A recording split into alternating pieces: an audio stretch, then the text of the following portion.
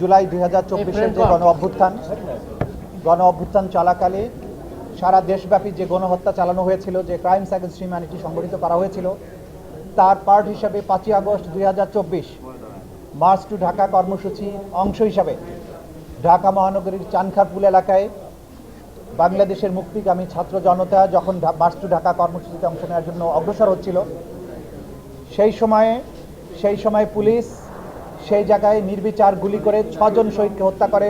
তার মধ্যে শহীদ শাহরিয়ার খান, আনাস, জুনায়েদ সহ 6 জন শহীদ সেখানে আত্মোৎসর্গ করেছিলেন। এই ঘটনার মামলা হয়েছিল। কমান্ড রেসপন্সিবিলিটিতে শেখ হাসিনা, আসাদুজ্জামান খান কামাল এবং আইজিপি আব্দুল মামুনের শাস্তি হয়েছে আগে। বাকি অংশে যারা গ্রাউন্ডে কাজ করেছিল তাদের বিচারের জন্য আজকে এই মামলাটি ছিল। সেই মামলাতে আজকে আদালত যেটা বলেছেন যে এই অপরাধীদের বিরুদ্ধে অপরাধ প্রমাণ হয়েছে, তারা ক্রাইমস অ্যাগেন্স্ট হিউম্যানিটি করেছেন, সেইটা প্রমাণিত হয়েছে। সাজা দেওয়ার ব্যাপারে 3 জনকে মৃত্যুদণ্ড দিয়েছেন।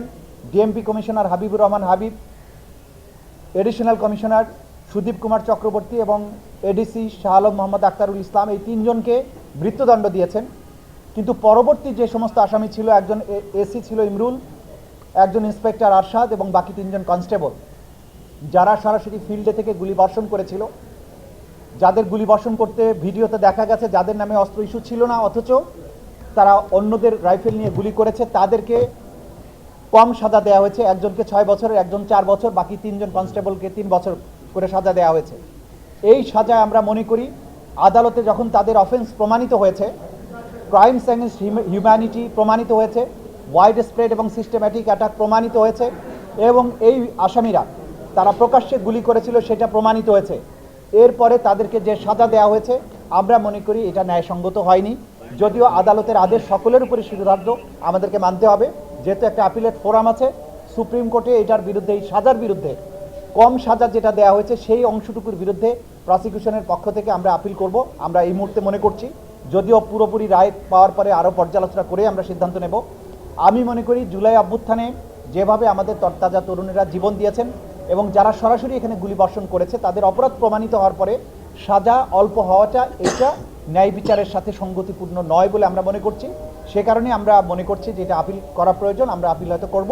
কিন্তু বাকি 3 জনকে যে মৃত্যুদণ্ড দেওয়া আছে যেটা যথার্থ হয়েছে বলে মনে করি, এবং আগেও শেখ হাসিনা, আসাদুজ্জামান খান কামালকেও মৃত্যুদণ্ড দেওয়া আছে, সেটাও যথার্থ বলে আমরা মনে করেছি। এই পর্যন্ত আমাদের আজকের বলার ছিল। 3 জন বাদে বাকি যে 5 জন, সেই 5 জনের সবাইকে কি আপনারা মৃত্যুদণ্ড চাইবেন? আমরা প্রত্যেকে মৃত্যুদণ্ডই চাইব, কারণ হচ্ছে যে এই অপরাধের সাথে সম্পৃক্ত ছিল। এটা কোনো সাধারণ মার্ডার নয়। আমরা বারবার যেটা বলার চেষ্টা করছি যে মার্ডারের ক্ষেত্রে প্রমাণ করতে হবে কার গুলি থেকে মারা গেছে, কিন্তু ক্রাইমস অ্যাগেন্স্ট হিউম্যানিটিতে হাজার হাজার রাউন্ড বুলেট নিক্ষিপ্ত হয়েছে, শত শত হাজার হাজার মানুষ আহত হয়েছে, হাজারো মানুষ শহীদ হয়েছে, 1400 শহীদ হয়েছে। সেখানে কার গুলি থেকে মারা গিয়েছে সেটা প্রমাণ করা ক্রাইমস অ্যাগেন্স্ট হিউম্যানিটির ক্ষেত্রে প্রয়োজন নেই, এবং সেটা প্রমাণিত না হওয়ার কারণে কেউ সাজার থেকে রেহাই পেতে পারে না। এটা হচ্ছে আইনের বিধান, ইন্টারন্যাশনালি রেকগনাইজড প্রিন্সিপল। সুতরাং সেই জায়গায় সেন্টেন্সিংয়ের ক্ষেত্রে যেটা হয়েছে সেইটাকে আমরা মনে করছি এটা ইন্টারন্যাশনাল স্ট্যান্ডার্ডের সাথে যাচ্ছে না, সে কারণেই আমরা আপিল করব। কিন্তু তাদের অপরাধ যে প্রমাণিত হয়েছে এবং এই অপরাধটা যে ক্রাইমস অ্যাগেন্স্ট হিউম্যানিটি, এই প্রসঙ্গে আদালত যে অবজারভেশন দিয়েছেন সেটা সঠিক আছে। শুধুমাত্র সেন্টেন্সিংয়ের ব্যাপারটাতে আমরা মনে করি যে এইটুকু সুপ্রিম কোর্টে অবশ্যই এটা যাওয়া উচিত এবং সেখান থেকে এটা সেটেল হওয়া উচিত যে সেন্টেন্সিং সরাসরি গুলি বর্ষণের পরে তাদের ক্ষেত্রে এই সেন্টেন্সিং থাকা উচিত। সুজনের ওপেন গুলি করার দৃশ্য আমরা দেখেছি সুজনের, এবং সে বারবার খুশি হচ্ছিল, তারপরও তাকে আসলে 3 বছর কেন দেওয়া হলো? আদালত এটা বলেছেন যে সে গুলি করেছে, সে উচ্ছ্বাস প্রকাশ করেছে, উল্লাস করেছে, সবকিছু কিন্তু আদালত বলেছেন যেটা প্রসিকিউশন প্রমাণ করতে পেরেছে। এই ব্যাপারে কিন্তু অপরাধ প্রমাণের ক্ষেত্রে কোনো ঘাটতি নেই। প্রসিকিউশন সাকসেসফুলি এই আসামিদের ইনভলভমেন্ট, তারা কে কি করেছে সব কিছু প্রমাণ করতে পেরেছে। কিন্তু আদালত যেটা বলেছেন, এরা কনস্টেবল ছিল, তাদের সুপিরিয়ররা তাদেরকে কমান্ড করেছে, তারা করতে বাধ্য হয়েছে, এবং সুজনের ব্যাপারে বলেছে সে অল্পদিন আগে এসেছে, এইসব বিবেচনায় তাকে কম শাস্তি দিয়েছে। যেটার ব্যাপারে আমাদের আপত্তি আছে, যেটার ব্যাপারে আমরা মনে করি যে এই মুহূর্তে তো আদালতের রায়ের ব্যাপারে আমাদেরকে শিরোধার্য রায় মানতে হচ্ছে, কিন্তু যেহেতু অ্যাপিলের ফোরাম আছে আমরা অ্যাপিলে যাব। এই সাজাটা বৃদ্ধির জন্য আমরা সুপ্রিম কোর্টে ট্রাইব্যুনাল আইনে কি কম সাজা দেওয়ার সুযোগ আছে কি?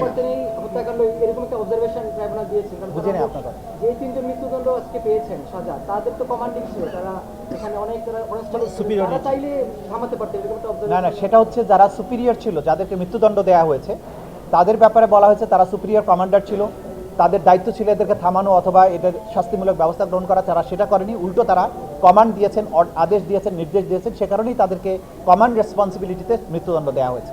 ট্রাইব্যুনাল আইনে কম সাজা দেওয়ার সুযোগ আছে কিনা? ট্রাইব্যুনালের আইনে যেটা বলা হয়েছে যে ট্রাইব্যুনাল অপরাধ প্রমাণ হলে আসামিদেরকে মৃত্যুদণ্ড অথবা অন্য কোনো সাজা দিতে পারবেন।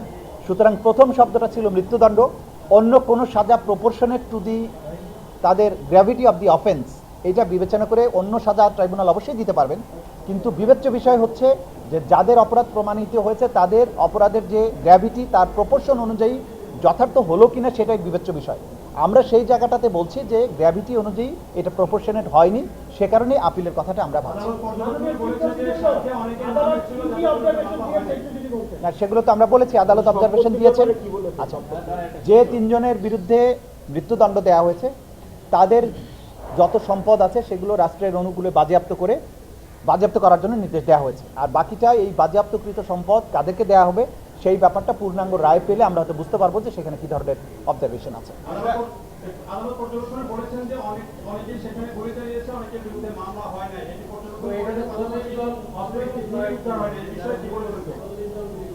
অবজারভেশন যেটা আছে আমরা দেখে বলবো, কারণ হাজার হাজার পুলিশ ছিল, সবার বিরুদ্ধে তো আর মামলা করা যাবে না।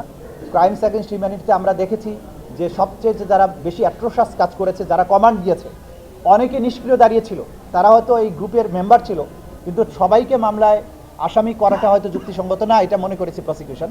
সে কারণে সবাই সেখানে দাঁড়িয়ে থাকলেও সবাইকে আসামি করা হয়নি, শুধুমাত্র যারা সরাসরি আগ্নেয়াস্ত্র দিয়ে হত্যাকাণ্ডে অংশ নিয়েছিল তাদের বিরুদ্ধেই ফর্মাল চার্জ দাখিল করা হয়েছিল, তদন্ত রিপোর্ট দাখিল করা হয়েছে।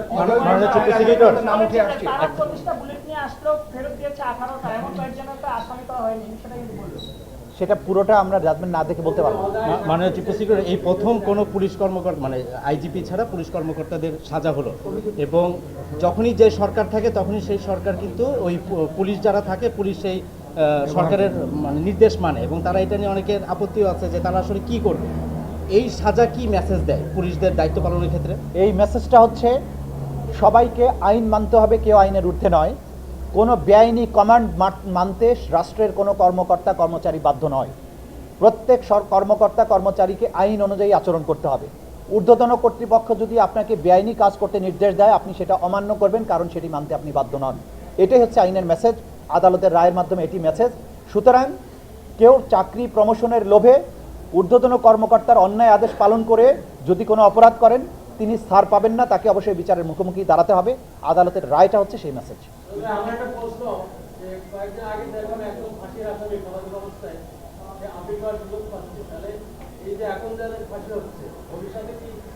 ভবিষ্যতের কথা আমরা জানি না, আপিল করার সুযোগ স্ট্যাটিউটরি টাইম পার হলে স্ট্যাটিউটরি আপিলের সুযোগ নেই।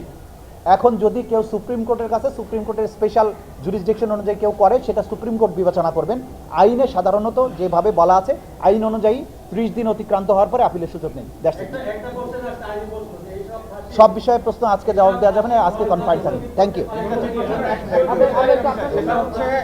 এই যে আজকে তিনজন কনস্টেবলকে যে আজকে কম সাজা দেওয়া হলো, বাংলাদেশে অনেক থানায় 302-তে এরকম মামলা রয়েছে, তো সেই ক্ষেত্রে এই রায়টা বড় ধরনের একটা প্রভাবক হিসাবে কাজ করবে কিনা, এটা একটা বড় রেফারেন্স থাকবে কিনা, এবং ট্রাইব্যুনালে আরও অনেক মামলা আছে যেখানে অনেক পুলিশ সদস্যরা আসামি আছে পরবর্তীতে, সেই ক্ষেত্রে এটা একটা উদাহরণ হয়ে থাকবে কিনা আপনাদের সেই ক্ষেত্রে? এই বিষয়টা যেহেতু ট্রাইব্যুনালের মামলার ক্ষেত্রে একটা জাজমেন্ট হয়েছে, ন্যাচারালি অন্য ক্ষেত্রে প্রভাবিত তো হতেই পারে। সে কারণেই আমরা মনে করি যে এটা আপিল করা উচিত এবং আপিলের নিষ্পত্তি হয়ে এই বিষয়টা সেটেল হওয়া উচিত, যে যখন এই লেভেলের কনস্টেবল লেভেলের যারা গুলি করবে, যারা সম্পৃক্ততা থাকবে, তাদের সাজাটা আসলে কী ধরনের হওয়া উচিত। এবং যেহেতু সাধারণ আইনেও অনেকের বিরুদ্ধে অসংখ্য মামলা সারা দেশে পেন্ডিং আছে, সেগুলোর ব্যাপারেও একটা নিষ্পত্তি হওয়া উচিত। সে কারণেই আমরা মনে করি যে এই বিষয়টি আমাদের সুপ্রিম কোর্টে যেতে হবে, আপিল করে এটা আপিলের মাধ্যমে সুপ্রিম কোর্টের চূড়ান্ত রায়ের মাধ্যমেই এটার একটা নিষ্পত্তি হতে হবে। Thank you. শোনেন, আপনারা শোনেন। এই ফোনটা কার? থাকুক, ফোন থাকুক, সমস্যা নেই, ফোন থাকুক। কে কথা বলে? কে? আনাসের মা।